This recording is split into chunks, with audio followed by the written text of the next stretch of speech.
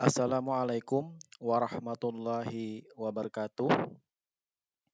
Alhamdulillah, pada kesempatan hari ini kita kembali bisa melaksanakan kegiatan pembelajaran mata pelajaran PPKN. Apa kabar semuanya? Mudah-mudahan dalam keadaan sehat walafiat dan tetap berada di rumah.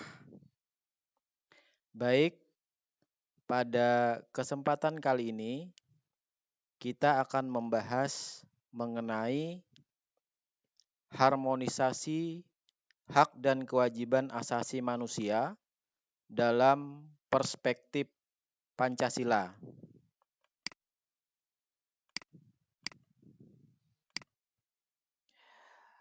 Adapun kompetensi dasar kita yaitu menganalisis kasus-kasus pelanggaran hak asasi manusia dalam perspektif Pancasila untuk mewujudkan harmoni hak dan kewajiban asasi manusia dalam kehidupan berbangsa dan bernegara.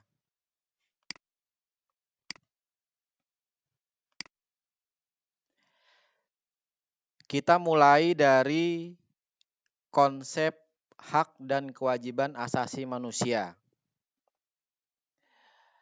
Apa itu makna hak asasi manusia?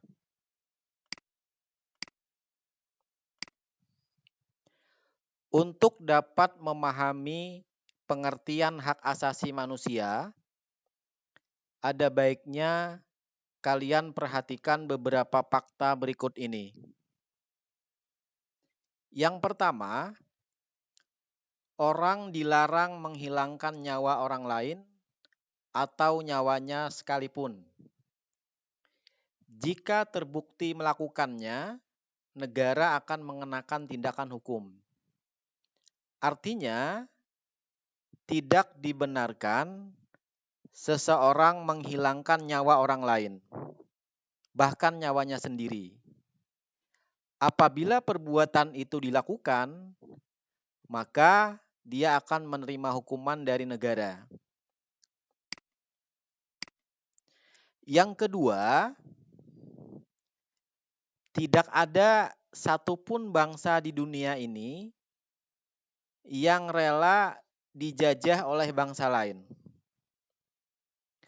Bahkan negara-negara yang pernah dijajah itu selalu berusaha membebaskan diri dari belenggu penjajahan.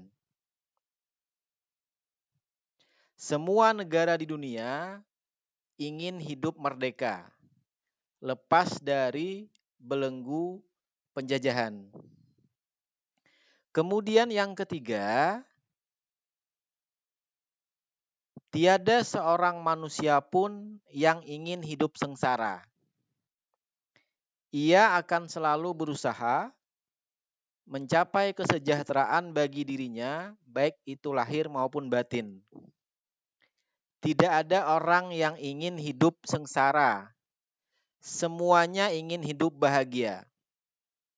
Tentu, untuk mencapai kebahagiaan tersebut, seseorang melakukan berbagai usaha agar hidupnya bisa sejahtera dan bahagia.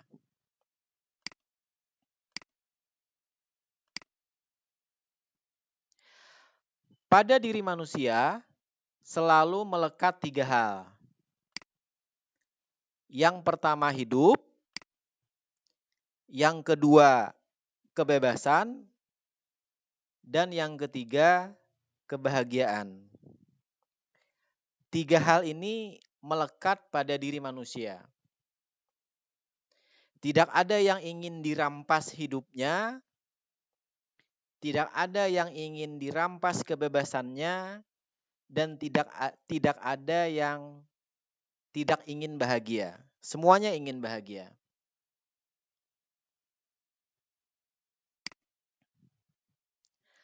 Menurut Undang-Undang Republik Indonesia Nomor 39 Tahun 1999 tentang hak asasi manusia.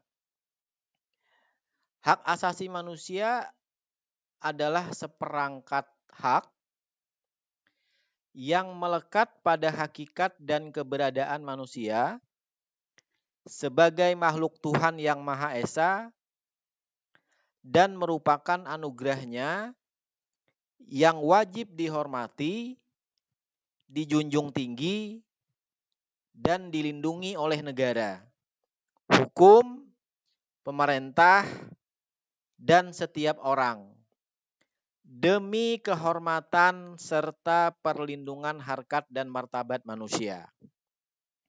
Jadi, hak asasi manusia itu adalah seperangkat hak yang melekat pada diri setiap manusia yang diberikan oleh Tuhan yang Maha Kuasa. Sehingga hak tersebut wajib dihormati, wajib dijunjung tinggi, dan juga dilindungi.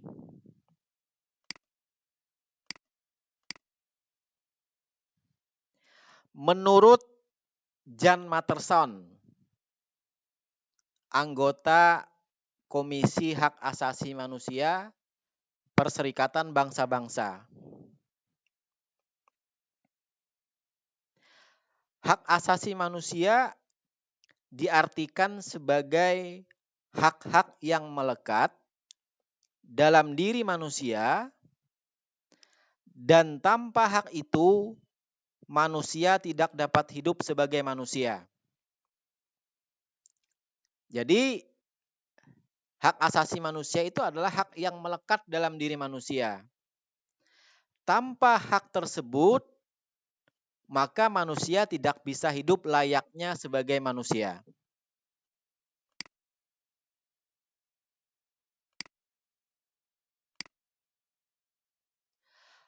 Hak asasi manusia memiliki ciri-ciri sebagai berikut. Yang pertama, hak asasi manusia itu bersifat hakiki. Hakiki artinya hak asasi manusia adalah hak asasi semua umat manusia yang sudah ada sejak lahir.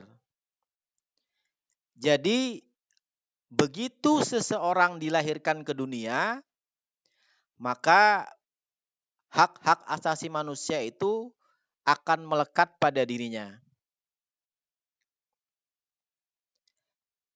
Yang kedua,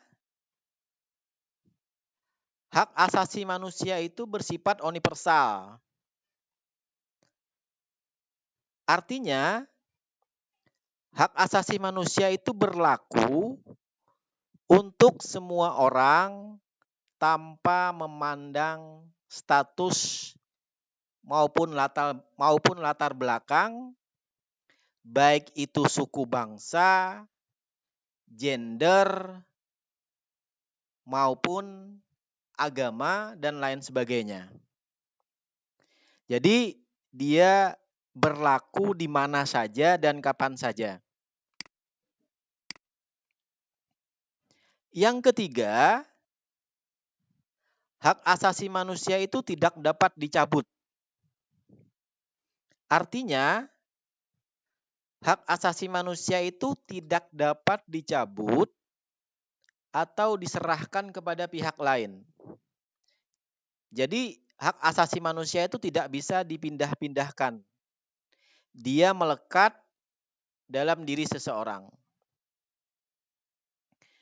Kemudian yang keempat, hak asasi manusia itu tidak dapat dibagi. Artinya, semua orang berhak mendapat semua hak-hak yang harus diterimanya. Jadi tidak bisa seseorang hanya mendapatkan sebagian haknya, kemudian sebagian diserahkan kepada yang lain. Tidak bisa. Jadi semua orang itu berhak untuk mendapatkan semua hak-haknya tanpa terkecuali.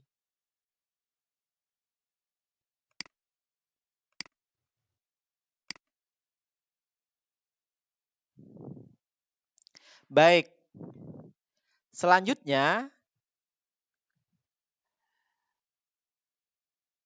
makna kewajiban asasi manusia. Kalau sebelumnya kita bicara mengenai makna hak asasi manusia, selanjutnya adalah makna kewajiban asasi manusia. Coba perhatikan gambar berikut ini. Dari dua gambar yang ada, kita lihat ini merupakan gambar gotong royong atau kerja bakti. Gotong royong atau kerja bakti adalah salah satu contoh kewajiban. Artinya, salah satu kewajiban kita adalah misalnya menjaga lingkungan dan membersihkannya.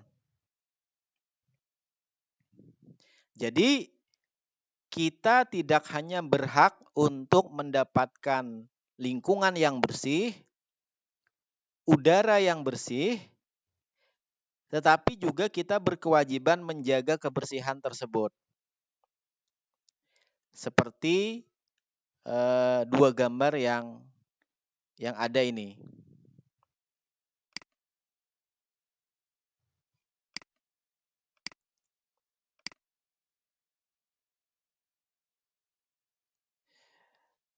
Kewajiban secara sederhana dapat diartikan sebagai segala sesuatu yang harus dilaksanakan dengan penuh tanggung jawab.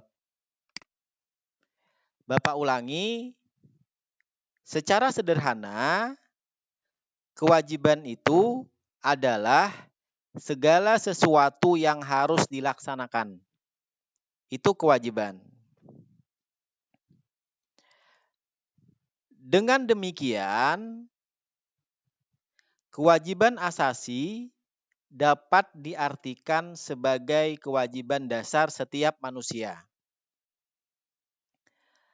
Dalam ketentuan pasal 1 ayat 2 Undang-Undang Republik Indonesia nomor 39 tahun 1999 tentang hak asasi manusia menyatakan kewajiban dasar manusia adalah seperangkat kewajiban yang apabila tidak dilaksanakan tidak memungkinkan terlaksananya dan tegaknya hak asasi manusia.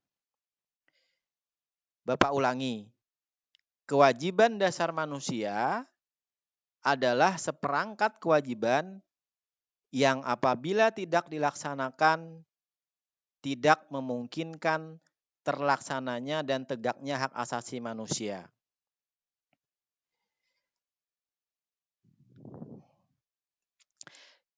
Jadi, supaya hak seseorang dapat terpenuhi, maka dia harus melaksanakan kewajibannya.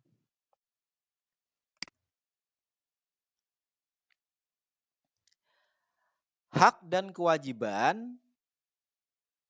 kewajiban asasi merupakan dua hal yang saling berkaitan.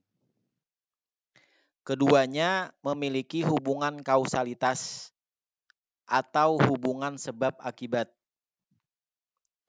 Seseorang akan mendapatkan haknya dikarenakan dipenuhinya kewajiban yang harus dia selesaikan. Misalnya, seseorang akan mendapatkan upah sebagai haknya setelah dia melaksanakan pekerjaan yang merupakan kewajibannya. Demikian.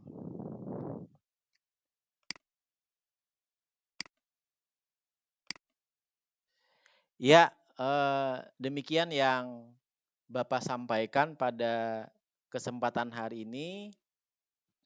Mudah-mudahan apa yang disampaikan bermanfaat. Terima kasih. Wassalamualaikum warahmatullahi wabarakatuh.